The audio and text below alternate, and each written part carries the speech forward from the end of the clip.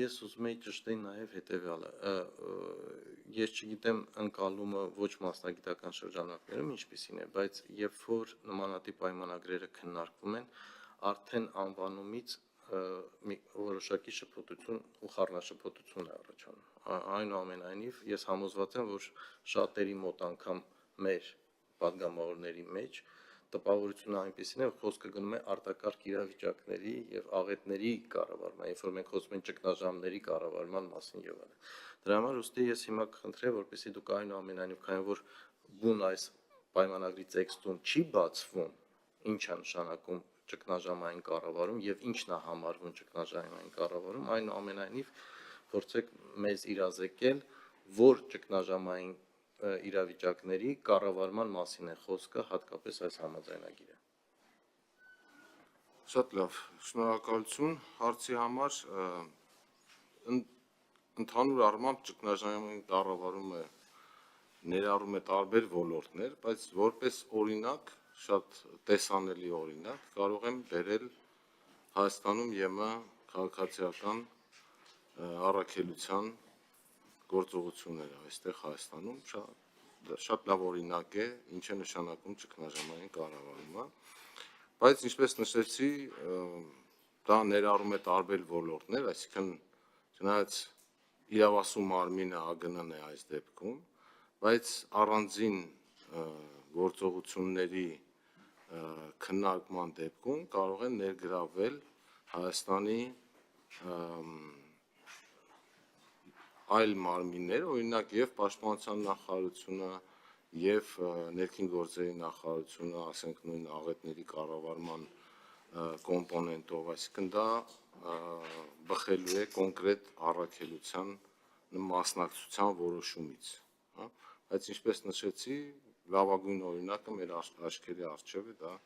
ԵՄ քաղաքացիական առաքելությունն է Հայաստանում։ Նայեք, որպեսզի ճիշտ ընկալում լինի, նախ ես ճիշտ հասկացա, դուք նոր նշեցիք ԱԳՆ-ն մարմին, բայց պայմանագրում ներքին գործերի նախարարը նշված, նախարարություն, լիազոր մարմին, լիազոր ներքին գործերի նախարարություն, չէ, լիազոր մարմին, ներքին գործերի նախարարությունն է նշված, ԱԳՆ-ն չի։ ԱԳՆ-ն այս պահին ներկայացնում է այս համաձայնագիրը որպես լիազոր մարմին, այդ դեպքում լիազոր մարմինը կլինի ներքին գործերի նախարարությունը, դա երկու կոմպոնենտ կա, ռազմական եւ քաղաքացիական։ Հիմա այդ է ուզում հասկանալ, այդ ռազմական կոմպոնենտը ինչին է առնչվում, այսինքն որովհետեւ բոլորս դրան ենք ուզում հասկանանք, դա ենք ուզում հասկանանք, ինչ է նշանակում ռազմական կոմպոնենտ եւ կուզենայի նաեւ օրինակ բերեք այսօր ԵՄ-ն այդ ռազմական կոմպոնենտով ինչ միսիաներ է իրականացնում աշխարհում, որ հասկանանք ինչի մասին է խոսքը։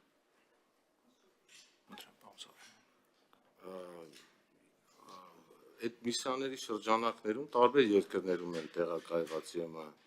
միսիաները, Աֆրիկայում կա այդպիսի միսիա, Կոսովոն օրինակ ԵՄ-ում, որը Ռաֆան, հա, այսինքն օրինակները բազմաթիվ են, 40 այդպիսի միսիաներ կան, այդպիսի առաքելություններ կան աշխարհում։ Հասկանում ինչ են անում իրանք, ասենք ռազմական միսիան եւ քաղաքացիական իրանք ինչով են տարբերվում իրարից։ Քաղաքացիական միսիան ինչ որ Հայաստանում ասենք առաքելությունը, ռազմական միսիան մի փոքր այլ դերակատարում ունի։ Օրինակ Զինված է, պարոն Գևորգյան։ դե ժողովուրդ իրան եմ հարց տալիս եկեք։ Չէ, բայց պարոն ուղղակի դες տպավորությունն է ստացվում, որ ոնց որ Բայց ես ակնհայտ բան է, բայց լավ, ասիկ ակնհայտ, բայց եկեք տպավորություն չենք, էլի ես տպավորություն ստանամ, հարցը ես եմ տվել։ Ու ես ամենասկզբից ասեցի, որ ինձ մոտ հարցեր կան, որովհետեւ ես չգիտեմ ինչի մասին է խոսքը։ Հիմա երբ որ խոսում ենք ռազմական, այնուամենայնիվ միսիայի մասին, դա ինչ է նշանակում։ Մեզ մոտից պետք է գնա ռազմական ինչ որ ջոկատ, պաշտպանության նախարարության ստորաբաժանումները պետք է գնան։ Եթե գնալու են ինչ որտեղ մասնակցելու ինչ որ գործողությունների, այդ գործողությունները ինչով է սահմանափակվելու, պետք է գնան ակտիվ ռազմական գործողությունների մասնակցեն, թե ինչ պետք է անեն։ Խոսքը դրա մասին է, երբ որ դուք ասում եք ռազմական եւ քաղաքացիական, այդտեղ պետք է էական տարբերություն լինի։ Ես ուզում եմ հասկանամ, էական տարբերությունը ո՞րն է։ Ընդհանրապես Այստեղ նշված է եթե զենքը կիրառվելու է, համաձայնագրում Այդ մարդկանց ովքեր գնալու են Անսաֆ այնտեղ են, ծառայություն խնդրեմ պահանջելու իրաց նկատմամբ պատասխանել, զենք իրարվելու։ ում նկատմամբ, ում Այդ ծառայություն իրականացնողների իրանց կյանքի երաշխիքները ոնց ապահովված լինելու Եվանի, եթե այդ խնդիրները կան։ Այս բոլոր կետերը համաձայնագրում դրույթները նշված են, իսկ կոնկրետ առաքելության վերաբերյալ կնքվելու է առանձին համաձայնագիր, դա էլ կա այս համաձայնագրի պայմաններում նշված։ Այդ բոլոր դրույթները ըստ կոնկրետ իրավիճակի կսահմանվեն արդեն այդ համաձայնագրի մեջ։ Այսինքն այս պայմանագրից բխող կոնկրետ առաքելությունների մասով ամեն անգամ նոր պայմանագիր է կնքվելու։ Կոնկրետ միսիայի վերաբերյալ համաձայնագիր է կնքվելու, այո։ Դուք համոզված եք։ Այո։ Այսինքն ԵՄ-ն բոլոր պետություններով հետո համաձայնագիր են կնքում իրար հետ, բանան, թե մենակ Հայաստանի հետ է լինելու։ Այս դեպքում Հայաստանի հետ կնքվում է կոնկրետ միսիայի վերաբերյալ համաձայնագիր, որտեղ բերվում են այդ դրույթները, այդ միսիայի վերաբերյալ, առաքելության վերաբերյալ։ Ներողություն, բայց դրա մասին հիշատակում կա այստեղ, որ յուրաքանչյուր կոնկրետ դեպքով կնքվելու է համաձայնագիր։ Նայեք, մեխանիզմը այսպիսին է, Հայաստանը հրավիրվում է մասնակցելու առաքելությանը, ինֆորմացիա է ստանում դրա վերաբերյալ, որոշում է կայացնում այդ առաքելությանը մասնակցելու կամ չմասնակցելու մասին, հետո կնքվում է առանձին համաձայնագիր այդ միսիային մասնակցելու վերաբերյալ։ Հայաստանի եւ ԵՄ-ի միջև։ Հիմա մենք ունենք ինչ-որ սահմանափակումներ ապագա միսիաներին մասնակցելու, թե բոլոր տիպի, ասենք, պատկերացումներով, այսինքն եւ ռազմականին եւ քաղաքացիականին պատրաստակամություն ունենք մասնակցելու, եթե Եվրոմիությունը մեզ հրավիրի, ասենք այլ։ Դա կոնկրետ ամեն դեպքում առանձին որոշվելու, այսինքն Հայաստանը որոշում է կայացնելու այդ առաքելությանը մասնակցել կամ չմասնակցել։ Այդ որոշման կայացման համար որևէ սահմանափակում չունի Հայաստանը։ Իսկ որոշումը ո՞նց է կայացվելու եւ ով է կայացվելու։ Այսինքն մի փոքր չհասկացա հարցը, այսինքն Հայաստանի կողմից ով է կայացնելու։ Կառավարությունը։ Այսինքն ազգային ժողովը դրա հետ առնչություն չի ունենալու։ Եթե մենք պետք է ուղարկենք Հայաստանի ինչ-որ ռազմական կամ զինված ստորաբաժանում, մենք ուղարկելու ենք կառավարության որոշումով, ճիշտ եմ հասկանում։ Այս համաձայնագիրը տալիս է այդ ընդհանուր շրջանակը, այդ առանձին համաձայնագրերը արդեն կառավարության որոշմամբ կուղարկվի։ Բայց ես կարծեմ, թե ռազմականի դեպքում ազգային ժողովի համաձայնությունը պետք է լինելու։ Ես ինչքան հիշում եմ մեր ինստիտուցիոնից, ռազմականի դեպքում Ես դրա համար եմ ասում, Հայաստանից դուրս զորք ուղարկելու դեպքում ազգային ժողովը ոչ թե պայմանագրի վավերացում, այլ ես սիրայի պարագայում ռազմական չէր, հենց այդ է։ Ռազմական չէր, այդ արդեն ժամանակի շատ երկար քննարկվելության հարցն է։ Այդ եմ ուզում հասկանալ, որ մենք էլ կողմնորոշենք, այսինքն եթե այնուամենայնիվ կառավարության բանը չի, հայեցողությունը չի ռազմական միսիաներին մասնակցելու, այնուամենայնիվ ներկայացական մարմնի որոշումը պետք է լինի։ Հիմա քաղաքացիականի դեպքում չէ։ Քաղաքացիական դեպքում հայեցողությունը։ Դեպքում ըստ ներքին օրենսդրության դա անհրաժեշտ կլինի։ Անգևորքյան, ես որպես հարակից զեկուցող համ երկու խոսք ասեմ, համ էլ փորձեմ ձեր հարցերին պատասխանել, ինչքան էլ որ դրանք ինձ ուղղված չէին, բայց կարծում եմ այն մարդիկ, ովքեր մեզ լսում են, իրենց համար այդքան էլ էական չի, թե պատասխանը ումից են լսում, կարևորը որ հետաքրքրող հարցերի պատասխանները լինեն։ Խոսքը գրում է ինչի մասին ենք խոսում։ Խոսքը վերաբերում է Եվրամիության ընդհանուր անվտանգային եւ պաշտպանության քաղաքականությանը Common Foreign and Security Policy կոչված քաղաքականության համակարգ կա Եվրամիությունում, որի շրջանակներում դիցուք Հայաստանի Հանրապետությունում տեղակայված են Եվրամիության քաղաքացիական դիտորդական առաքելությունները, այդպիսի շատ տասնյակից ավել դիտորդական առաքելություններ կան քաղաքացիական աշխարհի տարբեր վայրերում տեղակայված, որոնց մասնակցում են, ինչպես օրինակ Հայաստանում, մասնակցում է օրինակ Կանադան, որը Եվրամիության անդամ չէ։ Իրենք էլ համապատասխան պայմանագիր ունեն Եվրամիության հետ եւ մասնակցում են նրանց արտաքին ուրեմն անվտանգային եւ պաշտպանական քաղաքականության շրջանակում տեղակայված դիտորդական քաղաքացիական առաքելությանը։ Նմանապես կան նաեւ ոչ քաղաքացիական ռազմական առաքելություններ աշխարհի տարբեր վայրերում, իմ մտքին այս պահին գալիս է ճիշտ նշեցիք, բան փոխնախարար Աֆրիկայում կան, մի ժամանակ Մալիում կար, եթե չեմ սխալվում, հիմա չգիտեմ, դեռ կա Սոմալի ափամերձ ուրեմն շրջաններում այնտեղ ծովահենության դեմ պայքարող առաքելություն կար Պաղեստինում, Ռաֆայի անցակետում կար, եթե ռազմականներից մի քանիսը հիշենք, ինչով է տարբերվում ռազմական քաղաքացիային, եթե հարցը իսկապես բովանդակային հարց է, տարբերվում է զենքի առկայությամբ, քաղաքացիականում զենք չունեն այդ ծառայություն իրականացնողները ռազմականում ունեն զենք։ Հետևաբար եւ իրականացնում են ռազմական խնդիր, ինչպես բազմաթիվ այլ դեպքերում կարող է, բայց հիմնական տարբերությունը դա է։ Այո, որոշակի ծառայողներ, այնտեղ, չգիտեմ, սակրավորներ, չգիտեմ, ռազմական բժիշկներ, այո, կարող է ռազմական առաքելության, ես ոչ թե ասում եմ, որ մեր կողմից գործուղված անձինք պիտի անպայման զինված լինեն, այլ առաքելությունը ինքնին զինված առաքելություն է, որտեղ կարող են լինել նաև չզինված մարդիկ։ Հայաստանը առաջին անգամ չի, որ նման մենք ունենք խաղաղապահ բրիգադ, մասնակցել ենք Կոսովոյում խաղաղապահ առաքելությանը, Սիրիայինը զինված չէ։ Դարձը երկար քննարկվել է այն ժամանակ։ Մասնակցել ենք մի ժամանակ Իրաքում, եթե չեմ սխալվում, ինչպես։ Հիմա Լիբանանում, այսինքն սա այնպես չի, որ ինչ-որ նորություն է, մենք առաջին անգամ ենք լսում, Աֆղանստանում մասնակցել ենք, թե կարծեմ, այո, արդեն այն ժամանակ մասնակցել ենք, այն ժամանակ ուղղակի դա ԵՄ-ի հետ չէր, մի դեպքում ՄԱԿ-ի, մի դեպքում ՆԱՏՕ-ի, մի դեպքում ՄԱԿ-ի հետ էր։ Պարոն Գևորգյան, դուք հարց եք տալիս, ասում եք, իսկ կարող է ով է երաշխավորելու, չէ՞, այդպես հարց տվեցիք։ Ինչը ով է երաշխավորելու, ռիսկը կյանքի, ռազմական առաքելության ժամանակ ոչ մեկ չի կարող կյանքի ռիսկ երաշխավորել, դա ռիսկ է, կյանքի ռիսկ է, ընդհանրապես ռազմական գործը ինքը կյանքի ռիսկ է, եթե մարդը զբաղվում է ռազմական գործով, եթե մարդը դարձել է զինվորական, կարող է պատահել, որ ինքը մտնի մարտի մեջ, այն իրավիճակում, որ ինքը ծառայության է, եւ այնտեղ իր կյանքը բնականաբար կենթարկվի ռիսկի։ Ձեր հարցը ո՞րն է այս դեպքում։ Ոնց է բացառվելու կյանքի ռիսկը զինվորականի։ Իմ հարցը ուրիշ բանի մասին էր։ Այն միսիաները, որ դուք նշեցիք, գոնե մենք առնվազն Հայաստանում գիտեք, որ դրանք մանդատներ ունեն եւ սահմանված են, ասենք օրինակ ՄԱԿ-ի մանդատը, գիտենք ՄԱԿ-ի սահմանապահ զորքերի մանդատը որն է, ինչ գործողություններ կարան անեն, իրենք ինչ պարտականություններ ունեն եւ պարտավորություններ ունեն։ Հիմա դրա մասին է խոսքը։ Կոնկրետ այս ճգնաժամային կառավարման միսիաների ռազմական կոմպոնենտու մասով կա մանդատ սահմանված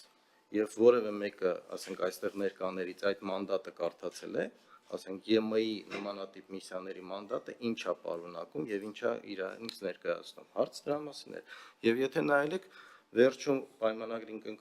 կցած երկու հայտարարություններ կան, որոնք հենց այս թեմային են վերաբերում։ Երբ որ ռիսկեր են առաջանում, որ կողմերը մեկը մյուսի նկատմամբ ինչ պրետենզիա կարա ներկայացնի կամ կարա չներկայացնի։ Այո։ Հիմա դրա համար եմ ասում, որևէ մեկ, ասենք օրինակ դուք տեսել եք այդ ռազմական միսիաների մանդատը ո՞նց է սահմանված։ Այսինքն իրենք ակտիվ գործողություն պետք է անեն, пассив գործողություն պետք է անեն, թե եթե իրանց վրա հարձակվում են, իրանք ինչ պետք է անեն, ոնց պետք է անեն։ Ես դրա մասին եմ, խոսքը դրա մասին է։ Այսինքն մանդատը ռազմական միսիաների ԵՄ-ի շրջանակներում մենք գիտենք, պատկերացնենք ծավալը, ինչ է ինքը իրենց։ Սկա սահմանված ընդհանրապես։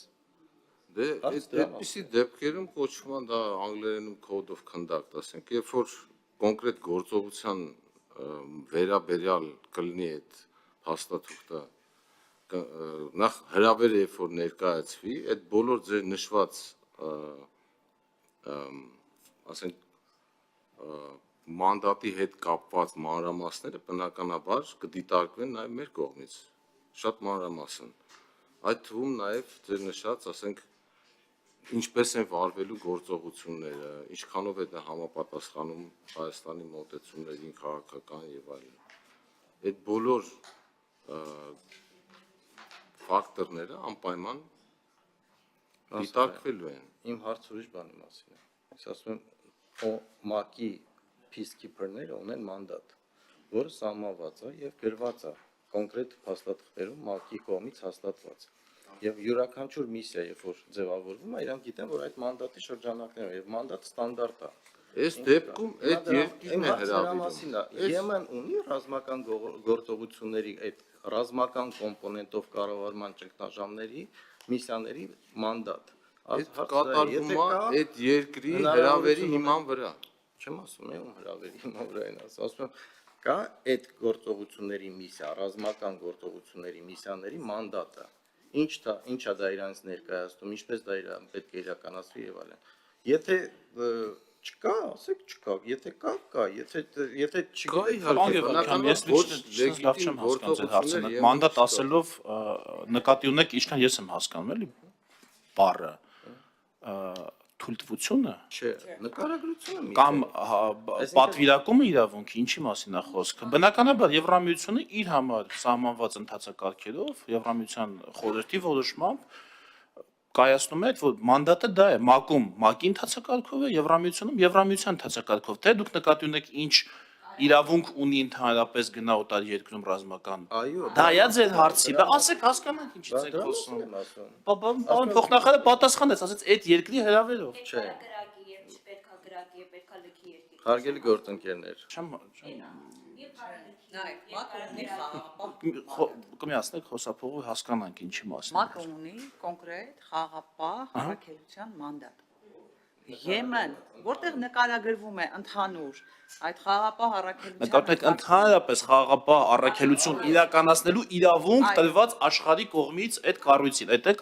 է միտքը։ որտեղ որ նկարագրված են, թե առաքելության շրջանակներում ինչպիսի իրավասություններ ունեն, Շատ լավ։ Հիմա հարցնում եք, իսկ Եմեն, այսինքն դուք հարցնում եք ոչ թե մեր մասնակցության ձևաչափը, այլ հարցնում եք թե ընդհանրապես Եմեն։ Այդ ինչ մանդատով է իրականացնում ռազմական առաքելություն, որ մի բան էլ մենք մասնակցենք։ Դա է հարցը։ Որպեսզի մենք կարողանանք մասնակցել, մենք պետք է պատկերացնենք ինչպես մասնակցում։ մանդատ։ Ում կողմից տրված։ Նորից ասում եմ։ Մանդատը, պարոն Եվան, այս պարագայում ոչ թե ինչ որ թույլտվություն է, այլ են փաստաթուղթն է, որը սահմանում է առաքելության նպատակները, գործառույթները։ Ամեն մեկի համար առանձին է, եթե Սոմալի ծովահենների դեմ է մի մանդատ է, եթե Պաղեստինում անցակետի հսկողության վրա մի ուրիշ մանդատ է։ Կա խաղապաների ընդհանուր գործողության մանդատ ՄԱԿ-ում սահմանված։ Հիմա դրա համար եմ հարցնում։ ԵՄ-ում կա այդպիսի փաստաթուղթ, լավ։ Մանդատը անունը թողենք մի կողմ, ուրիշ անցալում։ ԵՄ-ն ունի փաստաթուղթ, որով նկարագրում է իր ճգնաժամային կառավարման բաներին, այդ միսիաներին ռազմական կոմպոնենտը ինչ է իրենց ներկայացնում։ Պարոն Սաֆյան, եթե դուք CSDP ասածը դա ԵՄ ընդհանուր անվտանգության եւ պաշտպանության քաղաքականությունն է։ Եթե հետաքրքրում է, այս ԵՄ ընդհանուր անվտանգության պաշտպանության քաղաքականության վերաբերյալ փաստաթուղթն է, դա ծավալուն փաստաթուղթ է, այսինքն ինչպես է իրականացվում այդ քաղաքականությունը եւ ճգնաժամային կառավարումը դրա մասն է։ Բնականաբար այդտեղ կան այդ կետերը, թե ինչպես է ԵՄ-ն կարող ամեն դեպքում code of conduct-ի մասին է, երբ իրավունք ունի կրակել օրինակ, կարող նման տեխնիկական հարցերի մասին է ձեր ասած։ Կներեք, էլի դուք ասեք པարզ հարց է, բայց կներեք, կներեք, եթե կա նկարագրություն ինչ է իրանից ներկայացնում ԵՄ-ի ռազմական կառավարման ճգնաժամային միսիան, դրա մասին է խոսքը։ Ինքը պետք է ասի, եթե սա է ռազմականը, սա է։ ընդհանուր անվտանգության Հիմա տեսեք, օրինակ մեր դեպքում մեզ մոտ տեղակայված քաղաքացիական, եկեք մենք քաղաքացիականի վրա հասկանանք, որ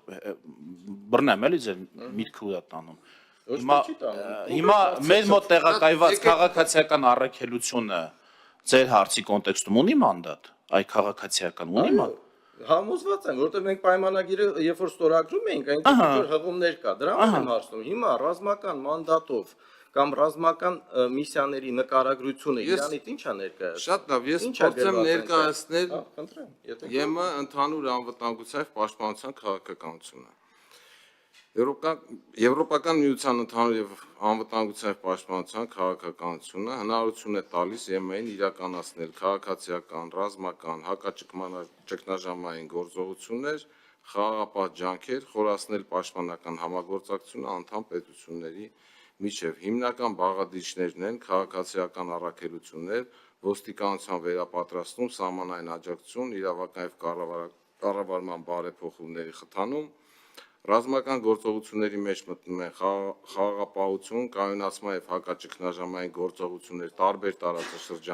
տարածաշրջաններում, խորացված պաշտպանական համագործակցություն Եմեն ներսում, Եվրոպական պաշտպանական ֆոնդը, որը պաշտպանական նորարարության եւ համատեղ նախագծերի ֆինանսավորումն է, ԵՄ արագ արձագանքման զորախմբերը, արագ կիրառման համար պատրաստ ռազմական ուժերը եւ դրանց նպատակներն են ԵՄ անվտանգության եւ դիմականության ամրապնդումը, կայունության խթանումը հարևան տարածաշրջաններում, միջազգային ճգնաժամերի կառավարումը, պաշտպանական ինքնուրույնության բարձրացում եւ համագործակցության խորացումը։ Սա ընդհանուր նկարագիրն է ԵՄ անվտանգության ընդհանուր եւ պաշտպանության քաղաքականության։ Որտեղ նշված է խաղաղապահություն, այդ խաղաղապահության միսիան,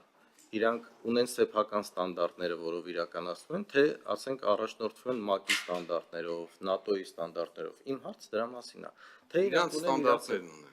ԵՄ-ն ունի իր խաղաղապահության ստանդարտները։ Իսկ որտեղ մենք կարանք դրանք տեսնենք, կարդանք։ Որտեղ եթե վաղը մյուս օր Հայաստանը ինչ որ ձևով պետք է նմանատիպ միսիայի մասնակցի, Անգևոքյան, սա պարտականություն չի, սա իրավունք է։ հասկանում եմ։ Հա, սա մեզ հնարավորություն է տալիս, սա պարտավորություն չի սահմանում մեզ համար, որ անպայման պիտի Կլինի ես մասնակցենք։ նախարարի տեղակալի հետ այնուամենայնիվ փորձենք իրար Ուղղակի որևէ այլ Ես հանձնաժողովի նույնիսկ նիստում, պարոն Գևորգյան, այս ձևի երկխոսություններ չեն լինում։ որտեղ- Սա ուղղակի իմ հայեցողական որոշմամբ սահմանված բացառություն է, որ մենք բովանդակային մինչև վերջի